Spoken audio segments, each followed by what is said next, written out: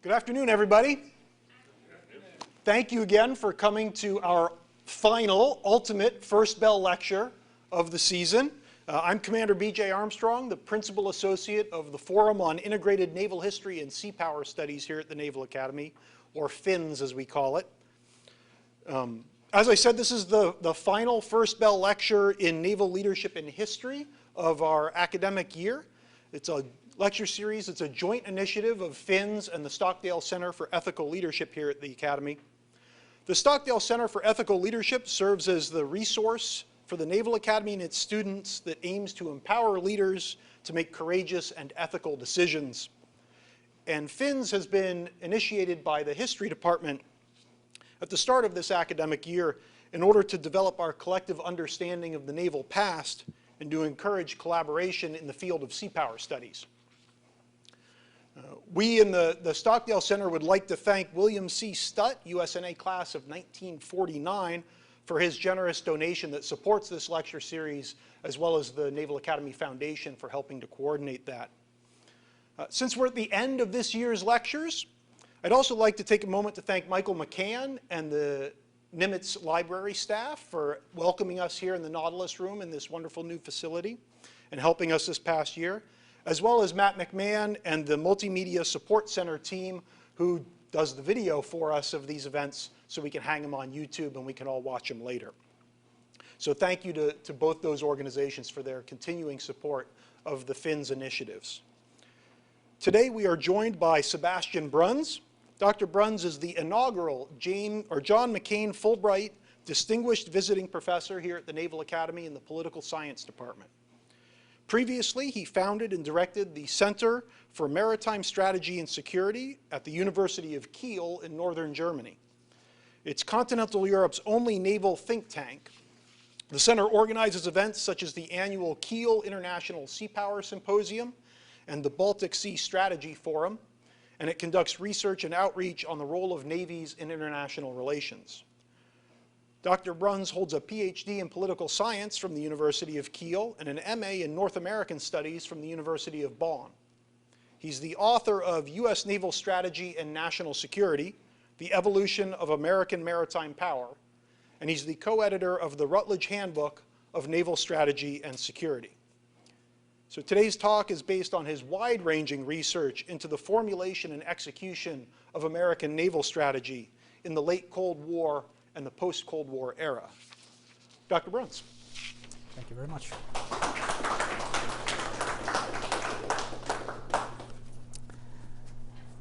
Good afternoon, and thank you so very much to the organizers for hosting this talk, in particular because I'm a political scientist, and the reaching out from the naval history side into the political science field, it really always warms my heart. And I want to thank the organizers for setting up this talk today. I also want to thank the Fulbright Commission and the United States Naval Academy's Political Science Department for conspiring to bring me over here. I'd like to open with a little bit of my own story. I'm probably as unlikely a candidate to be standing up here as the inaugural John McCain Distinguished Visiting Professor, to be a naval strategist even, be called that, as anyone. I hail from central Germany, a small town called Einbeck, which is famous for its beer, but certainly not for its naval strategists or maritime dependencies. And there's no naval tradition at all in my family.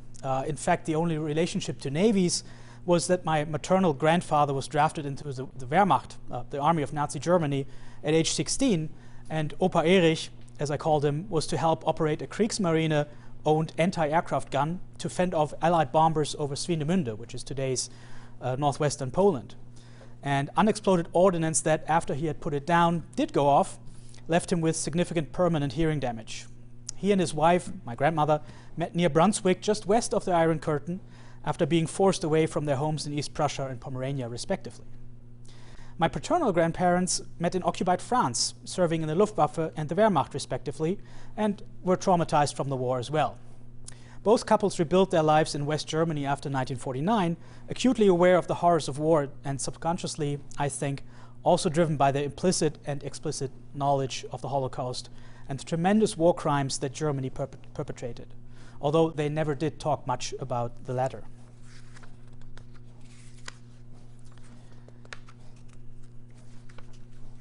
It is from that mindset, from that upbringing, that they raised their own children, my parents, with the one thought in mind: never again. Never again.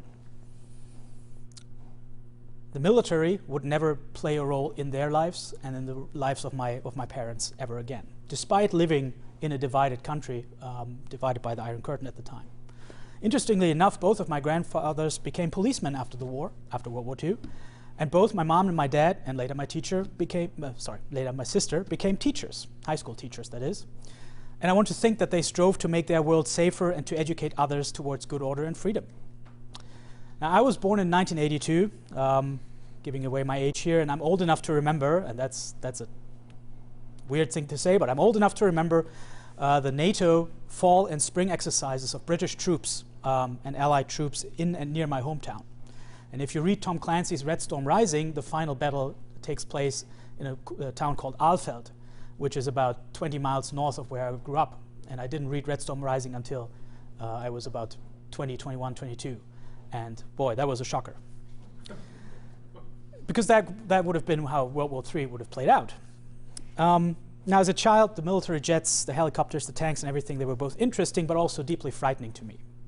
And the fall of the Berlin Wall in 1989 and Germany's reunification truly did signal the end of history, at least to me. And without a shot fired, my parents' socialization, their upbringing as pacifists, had been validated. And so in November 2000, I proudly sent in my letter that I would be a conscientious objector. Germany at the time still had a mandatory military service, and I was about 18 and a half, almost 19 at the time. So the average midshipman's age, I suppose. But I was very deeply convinced I would never be a soldier, and Germany would never have to go to war. Why would the Bundeswehr need me? Nor would I ever have to do anything with defense, security, war, conflicts, whatever. And so in August 2001, I began working in the mandatory civil service that if you were a conscientious objector, you had to do the civil service. I worked in a rehab hospital. And 6 weeks later, 9/11 happened. And for the first time, I thought that maybe, just maybe, the world is not as safe as I thought it to be, and as my grandparents and my parents had raised me to think about the world. I also felt very strongly about this atrocious attack, which I'm sure everyone did, having visited New York City just 2 months prior to the event.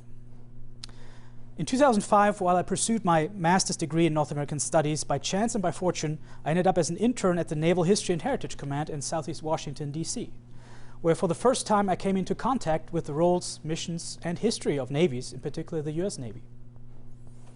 Around that time, but unbeknownst to me, an effort was underway to write what would be the 2007 Cooperative Strategy for 21st Century Seapower. Most importantly, an individual named Peter Swartz, who worked for the Center for Naval Analysis in Alexandria, Virginia, and his staff were collecting vast amounts of data and to give the Navy, the U.S. Navy, a first ever overview of its own strategies since the 1970s. Previously there had not been a concerted effort by the Navy to think about its own recent strategies. This resulted in a collection of thousands, and literally thousands, of open source PowerPoint slides and a number of books edited by the U.S. Naval War College as well as the Center for Naval Analysis, CNA. Meanwhile, I graduated from the University of Bonn, and after trying myself out in a couple of very different career paths, I decided to pursue a PhD dissertation in political science, utilizing the continuous stream of ideas and encouragement that I received from my former internship advisors. Even though they are naval historians, I hope they don't hold that against me still. Now fast forward to the fall of 2010, when by another stroke of luck, timing and talent, I ended up being a congressional fellow on Capitol Hill. I took a bus and a cab out to CNA, to Alexandria, to meet this Mr. Swartz, Captain United States Navy retired, who immediately offloaded 2 heavy tote bags full of books and printouts of the slideshows on an unsuspecting me. In my naivete, I was both thrilled that this could make the base for a PhD dissertation, and it did, although it took a lot of sleepless nights and hard work, of course. And I was also taken by the thought that this was a retired Navy captain, and he knew so much about naval strategy and sea power that I wondered to myself just how much more an active duty flag officer would know about naval strategy and sea power. Well, the latter part was not quite on point, and the first lesson in mentor and menteeship is leadership does not rely on ranks, titles, or status. It is a personal conviction. So I've been telling you all this about my personal background before I introduce Peter Swartz to you. Peter Swartz was born on 17 November 1943 and served as an officer in the United States Navy. He retired as a captain in 1993, so 29 years ago, and he truly had an unusual career that brought him into contact with some of the leading naval officers of his time in the political military world. He's a graduate of the NROTC program at Brown University. He served as an unrestricted line officer with 2 tours of duty as an advisor to the South Vietnamese Navy, where his talents were recognized by rising naval officers such as Vice Admiral Elmo Zumwalt and Captain, later Vice Admiral Emmett Tidd. While in active service, Swartz earned a Master's of Arts degree from the Johns Hopkins University Paul Nitze School of Advanced International Studies and had a further 3 years at Columbia, where he earned a Master of Philosophy. With this educational background, Swartz had 2 tours of duty in the Office of the Chief of Naval Operations, Strategy, Plans, and Policy Division, OP 60. During the Ronald Reagan administration, with John Lehman as Secretary of the Navy, Swartz was assigned to the Strategic Concept Branch, OP 603, under Captain Roger Barnett. He soon became the action officer for the Navy's Maritime Strategy as a key point in 1983 and 1984. Now, what was this Maritime Strategy? It was the U.S. Navy's widely known and, at least since 1986, widely and publicly debated statement, because that's when the unclassified version was issued, that was associated with President Reagan's buildup of American defense forces and Secretary of the Navy Lehman's efforts to create a 600-ship Navy centered on 15 aircraft carriers and 100 submarines. The Maritime Strategy was designed to be forward, offensive, and aggressive to counter Soviet naval buildup and to make up for the somewhat flawed naval policies of the 1970s. It also offered a raison d'etre for the U.S. Navy and the Marine Corps in roles below the level of general war, and as such incorporated the flexibility, versatility, and adaptation of navies, as well as the globe's legal and geostrategic layout. The strategy is most widely understood only in terms of the Navy's public statement, 1986. It was published by the U.S. Naval Institute Proceedings, not far from us here, and summarized in testimony that the Navy's leaders had given to Congress. Swartz worked with Secretary Lehman as well as many of these other influential officers, including Admiral James Lyons, Admiral Frank Kelso, and Vice Admiral James Stockdale. After a tour of the U.S. mission to NATO in Brussels, in Europe, and at the end of his career in uniform, Peter Swartz served as a special assistant to the chairman of the Joint Chiefs of Staff, General Colin Powell. Following his decades of active naval duty, Peter Swartz continued to have a close connection with the U.S. Navy as a research analyst, because he moved on to the Center for Naval Analysis, first in Alexandria, Virginia, nowadays, for about 10 years now, in Arlington, Virginia. In that role, he gathered both historical and current information, producing numerous influential briefings and reports that influenced naval officers in their thinking about current and future naval strategy. As a junior officer, Peter Swartz was noted among fellow American naval officers for his understanding of the Vietnamese language, and in fact, Peter married the love of his life, Thuy, who hails from North Vietnam. Later, in the Pentagon, he was what John Hattendorf, a famous naval historian at the Naval War College, described as, quote, master of discourse by PowerPoint presentation, the principal way in which the U.S. Navy staff offices and headquarters share ideas. Now, Peter has been very influential among American naval strategists, commentators, and multinational students of American naval strategy since the 1980s. In fact, he has influenced research on U.S. naval strategy in this country, in Canada, but also in Japan, Austria, Germany, Norway, and Switzerland. And when Germans, Austrians, and Swiss people study sea power, take note. Utilizing his knowledge and relative prominence in the maritime strategic community, Peter Swartz has served as an invaluable intermediary between strategic thinkers on the one side inside the Navy and those outside of the Navy, such as myself. And if you think about the naval strategic process, sort of navigating broad trends budgetary preoccupations, threat perception, strategic cultures, and the strategy makers, Congress, the President, the Navy, antagonists. Seems to be, or this could be understood as one giant pinball machine. And Jeffrey Till, another noted naval expert and seapower expert, called this one giant pinball machine. And so Peter Swartz could rightfully be characterized using The Who's famous song, A Pinball Wizard, for navigating all these various items. A collector and a consumer of naval strategic ideas, Peter Swartz made authoritative bibliographies of books and articles, while also collecting studies, briefing slides, correspondence, emails, even notes that he jotted down from after telephone conversations that document and explain how, why, and when the Navy strategic thinking developed since the 1980s, as well as who some of the key people and individuals were, and are or were. And what really is outstanding is that Peter has always shared as much as he could share in an unclassified environment, and that has led other naval officers and government officials, analysts, think tank people, commentators, media folks, academics, to sources and even to individuals that they would otherwise never have found. One of the first interviews I was able to do, was privileged to do for my dissertation, was with then Supreme Allied Commander Europe, Admiral Stavridis. I was 28. I did not have an academic resume of any kind, so to speak, but I had 20 minutes with the SACEUR, and that was thanks to Peter Swartz. Most importantly, he's been a voice of support and of the study of naval history and the use of historical insights to inform current and future policy and strategy, bridging the worlds of naval history and political science. So in essence, me being here today is a continuation of that thinking. That is why upon his second retirement, this time from the Center for Naval Analysis 3 years ago, I teamed up with a couple of other fine individuals from the naval history and naval strategy community to honor Peter's influence on a number of naval strategists by editing a collection of essays in support of maritime security and sea power. And I'm delighted, this is the copy, I'm delighted to donate this to the Nimitz Library after today's talk. Peter continues to be active in many, many ways through email lists, phone calls, and connecting individuals that have shared research or work interests on naval strategy. In fact, he would have loved to be here today, but he's down in Norfolk, Virginia.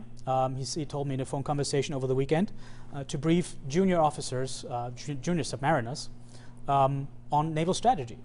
And Peter was as surprised and humble as he could be. He enjoys doing these things, but he thought, this is kind of interesting. He's 78 now. He's going to be 79 this year. That he still gets to do this. But I know for a fact he loves what he does. Not least because it's widely accepted that the United States and its allies are once again facing a strategic great power competition in this decade. A lot of individuals and scholars are looking toward that maritime strategy of the 1980s, which was written and implemented against the background of a bipolar superpower confrontation, and they look for guidance for today's Navy and today's Marine Corps.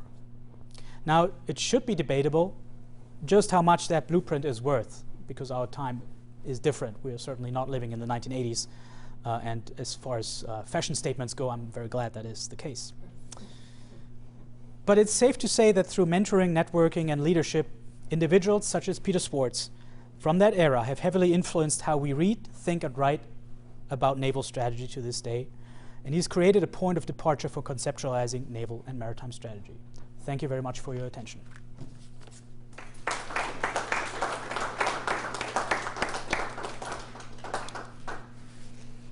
So I'll let Sebastian run his own Q&A, because he's more than capable of that.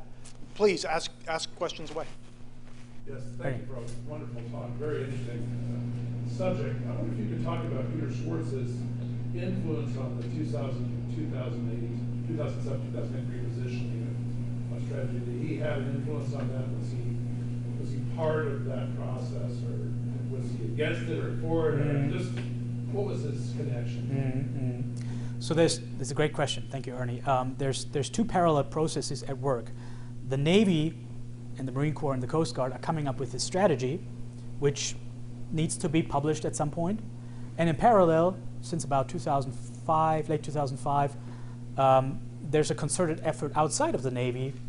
What exactly were our strategies in the past? So rather than this being a linear process where you task academics, write up the history of our strategy documents, and then we'll put that put that on the desks of those Navy action officers who are writing the current strategy. There's two processes that overlap rather than inform each other. Well, they did inform each other, right? But not in a concerted textbook kind of fashion. My perception of his influence and those of that community was that it's generally positive. Now, the people who wrote the Maritime Strategy of the 1980s have done great things, but one thing they'll never shy away from is creating the image of the Maritime Strategy as being the gold standard.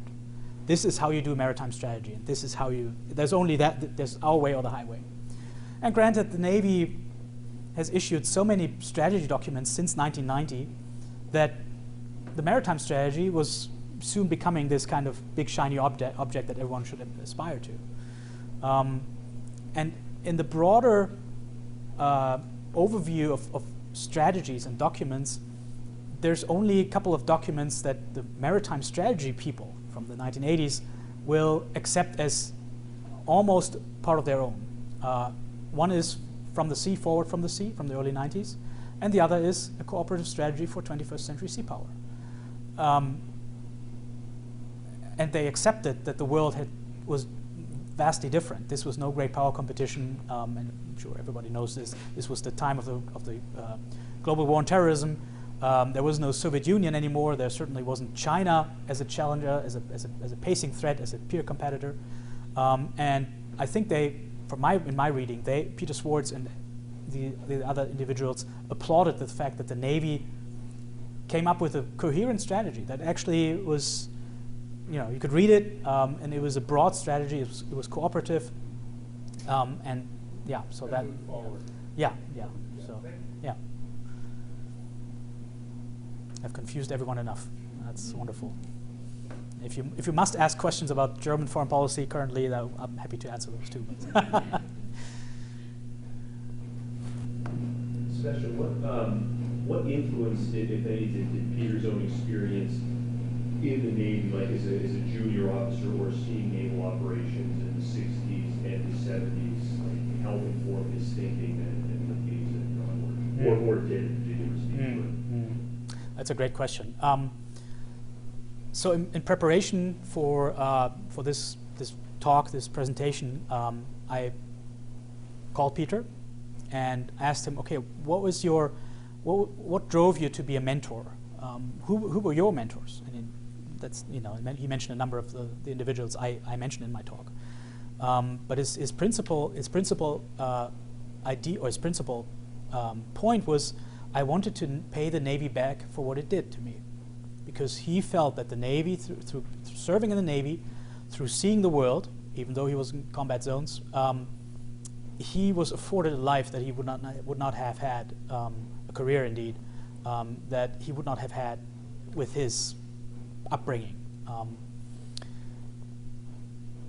And the other thing I did was I revisited an oral history that I did with Peter Swartz in 2012, which goes on for about 3.5 hours. So it's a kind of a lengthy conversation. And we spent about 10 minutes on the war in Vietnam, which is comparatively small. I thought this was such a driving factor in his upbringing. Maybe I was too junior. I should have perhaps asked more questions at that point. But we basically just moved on. He's on record saying, well, the war was the war. Let's move on. So while that experience certainly has shaped his thinking, his thinking of the role of a Navy, and actively questioning, is this what a Navy should do, riverine warfare and Yankee Station and these kind of things. It's not something that factored big in our conversations. Let me put it this way. Renee. Yeah, thanks for the presentation, Sebastian. Good question. I don't know if you can really answer it. Based on his experience, his involvement in the 1980s in strategy development, and looking what's happened in the 21st century generally describe what his current views are of where the Navy strategy should be going right now with regards to the China situation, the Russia question, other naval developments, change in both policies with Germany? I mean, it might be too early, but I'd be kind of curious to know if he would give you an idea of kind of what his observations of the current strategy versus where his views are that the strategy should be going. That's a great question. The short answer is he's not given any of these inclinations. Peter is a proponent of the maritime strategy, but he's left the advertising for the maritime strategy, and that as the gold standard, and that as that's the blueprint for today's great power competition, to others, and there are many of those, including Secretary Lehman, but other former Reagan era White House and Department of Defense officials. And while Peter has been writing academically on naval strategy, maritime strategy, on where the US should be going, he's always been very cautious to involve himself too much into politics, certainly, but also into contemporary policy. I mean, the book, and I'm happy to have it pass around before we give it to the library, has 25 pages of his output, both directly, things he published, things he, seminars he gave, chapters he wrote, as well as indirectly, people he influenced, these kind of things. So Peter has not been very outspoken about the contemporary issues, at least not to me. Now I should say that this tight group of former maritime strategy professionals is indeed a very tight group. They don't allow for foreigners, for instance. So even though they don't have classified discussions, I can't imagine. So I'm not privy to these conversations. He may be in that realm. He may be more outspoken. But yeah, I just need to speculate on that, and I don't want to do that. Did Peter inform any strategies above the Navy? So like the national military strategy, or did he represent the Navy in any of those kind of strategy discussions? Not to my knowledge. Not to my knowledge. His principal aim was to righten the ship in the Navy, because it's not typical in the Navy, to his mind, that there's a healthy strategy or strategic mindset or strategy group inside the Navy. So to come up with a true useful naval or maritime strategy, you of course need to have a cadre of strategists, really, and that was what was lacking at the time when he was having the most influence. In the 1980s, he's not a captain; he's a lieutenant commander, so his influence is limited. In the 90s, when he retired as a captain, but when he's a civilian, I think his influence is once again somewhat limited, because who's going to listen to a retired captain, even if he would be, tasked with sitting in these meetings that come up with a post-Cold War national security strategy? Has he done it? I don't know, but I mean, there's a formal way, and then there's the informal way, and I'm sure as much, as I mentioned, I got these 2 tote bags full of material. I'm sure I wasn't the only recipient, and I would be surprised if someone who's had influence in national military strategy, national defense strategy, QDRs, would not have benefited from the same kind of material and the same kind of conversations. So there's a lot of indirect influence, not so much an official sort of, this is a representative of CNA in these kind of meetings influence. In the back. Good afternoon, Professor. I was wondering if you could talk more about the specific examples we see between his perspective on strategy and the national maritime strategy of today. That's a great question. Thank you. I think Peter is torn between these 2 poles. He retired for a second time, and he doesn't really think that, well, he wants to pass on the torch. He's 78 now, soon to be 79. On the other hand, he's been so involved in maritime strategy, naval strategy over decades, 40, 50 years really, that it's hard for him, and for many good reasons, to let go. Now the US Navy, the current US Navy strategy dates from December 2020, Advantage at Sea, which came out at an interesting point in time, right? With the outgoing Trump administration and the soon-to-be incoming Biden administration. And the verdict is still out, just how successful, if there's such a thing. You can't really prove a success of a strategy. Well, I mean, you can, but it's kind of difficult. The verdict is still out, just how much Advantage at Sea shapes and professionalizes the Navy, and the Marine Corps, and the Coast Guard, because those are all the three signatories, which is like the cooperative strategy for 21st century Seapower in 2007. And he's not been as prolific in writing and in having these kind of conversations since 2020 for many reasons. You know, there's the pandemic going on, and again, Peter's well-deserved retirement. There's certainly room for a new generation of individuals, such as yourself, to think about Advantage at Sea and to think about naval strategy. I'm teaching a course this semester on naval strategy, and U.S. naval strategy.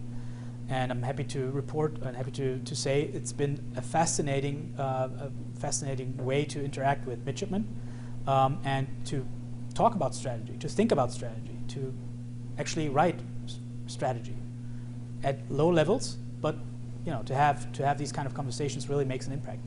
Certainly it did on me, and I hope on the other midshipmen too. But excellent question. Thank you so much. In the book subtitle, you mentioned leadership, and so could you describe some of the leadership lessons learned that you derived from his career? Mm-hmm. So we talked a lot about influencers. I know that's a modern term, not Instagram influencers, but people who influence Peter Swartz.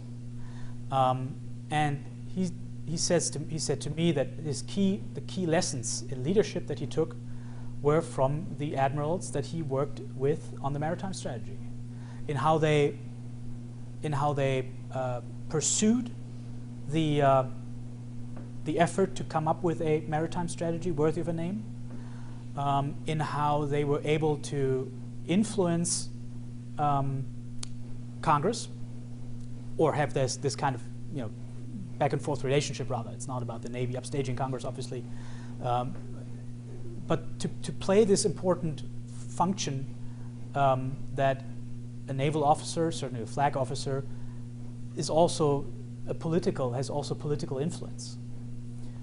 The other thing that he says in leadership was, the lesson in leadership that he mentioned was,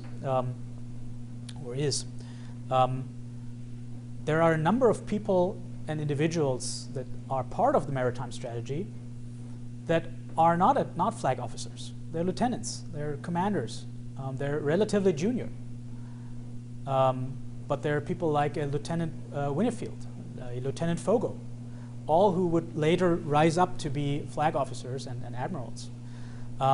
So it's about the people. I think if you want to boil it down, leadership is not something you read a book on and then by virtue of divine intervention you become a leader.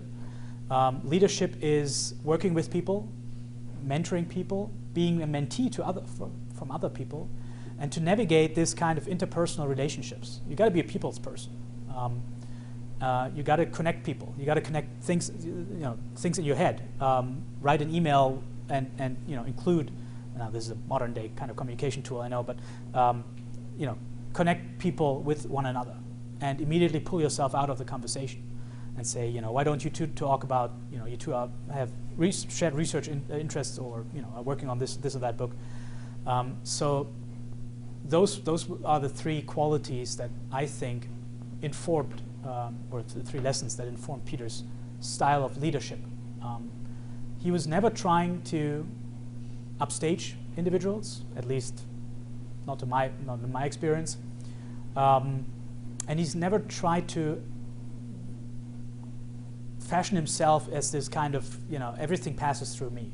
There's individuals who understand leadership, and I don't mean to badmouth this at all, but who understand leadership as being everything has to be funneled through me or channeled through me. Peter was never that type of person. It was always collegial, cooperative, and based on networks, and based on staying in touch with individuals even after they moved on in their respective naval or military or academic careers. One other question. I wonder, what did you think about this huge debate that's going on now about undergraduate, graduate, professional education in the Navy? I mean, he's obviously an ROTC graduate. You can comment a little bit on his perspective. Obviously, that's a big question. Depends on discussion, but his thoughts on education of naval officers. We haven't. That's the one thing we haven't really talked much about. So again, I could only speculate, and I don't want to do that. But perhaps he might be willing next semester or a later project or next. Bruns, what are your thoughts on education switching as the naval strategy?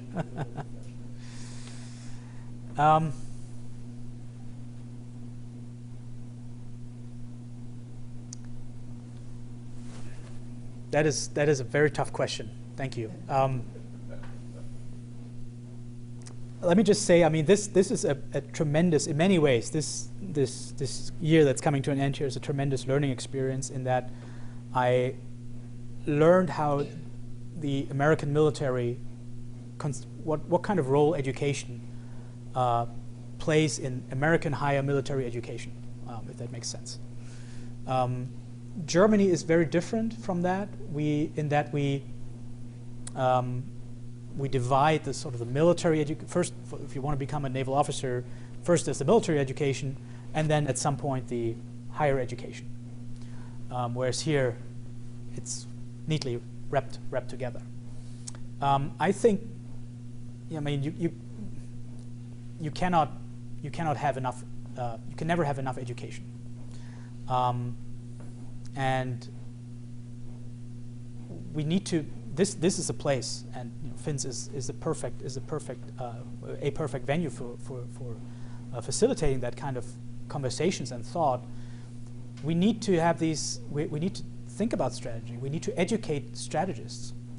If it holds true that every Marine is a rifleman, and I have no doubt that that's still the case, then every naval officer should be a strategist.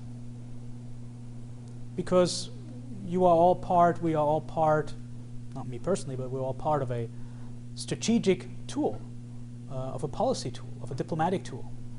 So when you join the fleet, or when you educate future leaders, it actually means something when you talk about naval diplomacy, about naval strategy, about power projection, about command at sea. And I think that's something that the focus on STEM is great and wonderful, but we also need to focus on the humanities. And I think that naval education is so instrumental. It has a home here. It should have a home at any war college. As a matter of fact, it should have a home at any university. Now, if you look at the future of naval education programs, both civilian and military, it's the tide has turned a little bit, but we're still not there. That we're bringing forward all these naval thinkers and all these maritime enthusiasts as much as we could be. And from my own personal experience, having worked returning in the summer to the University of Kiel. Kiel is a naval base. It's a historic seaport town. It's on the mouth of the Kiel Canal, which is the busiest artificial waterway in the world. But still, we have a lot of flack that we get from the university, as well as from people inside the university, for being warmongers, for studying security and defense policy. And if they watch this video and they learn a little bit about my own history, I submit to them, I'm probably the last person that could ever be called a warmonger. But that too is a real problem. And then you get into resources, into people who teach naval education. So that is a big question, and there's a lot of things that that need to be considered for that. So. All right. Well, just on that question of the culture of Germany vis-a-vis defense and the military, Mm. do you see that shifting because of Ukraine? If so, why? If not, why? Mm. And what to do about it? So when I learned about this tremendous shift in German policy, 100 billion euros, Chancellor Scholz announced on Sunday, the 27th of February, I was overwhelmed and enthusiastic. 8 weeks later, I'm less enthusiastic because guess what? 100 billion doesn't buy you a new strategic culture. The German strategic culture is so deeply ingrained in those Cold War, post-Cold War lessons. And granted, we got away with it. You know, we did our dealings with our successive governments, I should say, and industry leaders did our dealings with China and with Russia. And we let other allies do the groundwork. You know, look at what Germany decided to do in Afghanistan. It was not the hard, heavy fighting. It was some of it. But it took about 8 or 9 years until German policy leaders were finally convinced or able to call the Afghanistan war a war. Before that, it was some sort of stabilization operation. So Germany is what Herfried Münkler from the University of Berlin called the post-heroic society. We're not accepting that kind of heroism. And of course, you can question whether you should do that and everything. But the point here is Chancellor Scholz and a lot of his advisors and a lot of the people in senior positions in the government now have been socialized or have been politicized, I should say, in the 1980s, arguing against the NATO double-track decision. Later arguing against U.S. involvement in the Balkans, arguing against U.S. Going to war, the United States and Great Britain going to war in Iraq. And any speculation about sort of personal ties with Russia aside, you know, that's the leadership we have right now. It's a leadership that fundamentally does not believe in the power of a strong military. That perhaps just thinks, believes, hopes to believe that if you just throw enough money at this, it'll keep quiet. We have a weird way of also talking about the military.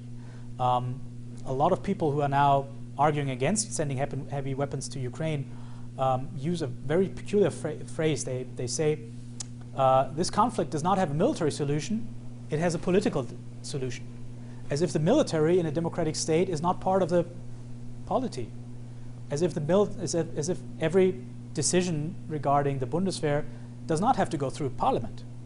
So it's a very obscure, to my mind, a very obscure way of thinking about the role and functions of militaries. Again, 8 weeks, 100 billion euros does not pay you a new strategic culture, but not all hope is lost because people are able to learn, and you got to give them credit. If they're willing to learn, they will. And for individuals like myself to play a part in this transformation of German strategic culture, I mean, no doubt it's an all-hands exercise, an all-hands maneuver. It'll be interesting, to say the least, in the next few years. All right. Thank you very much. All right.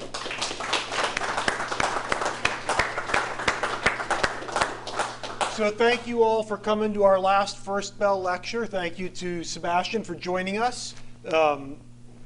We wish you safe travels back to Germany when the semester is over, but we know you'll stay in touch with us.